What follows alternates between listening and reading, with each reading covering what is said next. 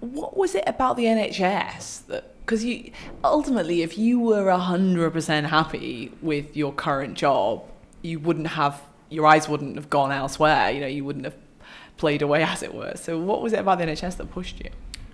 Well, it was always my dream job to be a doctor. So it was quite a shock, basically getting there and realizing how different it was going to be to how I imagined, particularly in hospital. And this is something I feel really sad about, because I think a lot of very idealistic people go into the NHS, and it sounds cheesy, but you want to save lives, you want to make a difference, and there are definitely moments where I felt I was doing that, but there was an awful lot of other stuff that was getting in the way that ended up making you feel, and I know a lot of people resonate with this, is you end up in survival mode quite a lot.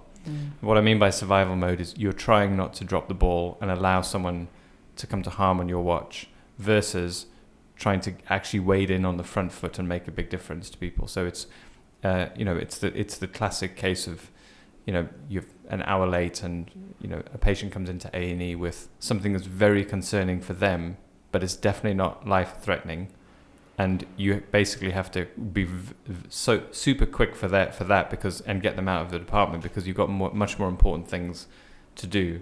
And that sense is okay, and it sounds almost sensible to say it that way, but it's quite grinding as well. It's quite relentless. And then essentially the whole team in that frame of mind, what I noticed as a junior doctor is the whole team gets stressed and they start to snap at each other.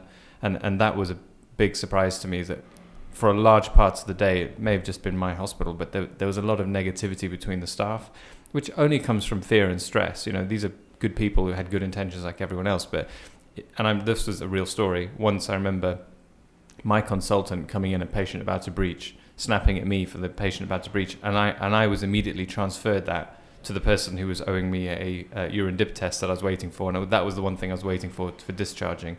She was obviously busy with 7 other things, but this chain of stress kind of went round from me to her, and I basically don't fall out with people in life in general. I'm pretty good at maintaining relationships, but that was a real low point, because it was someone I liked and was friends with, but we basically fell out over stress, and the reason that happened was because it's a stretched system, but it was happening all over the place. Once you kind of look around, like, people are clashing, and it's because of lack of resources and an inability to actually do anything other than just survive.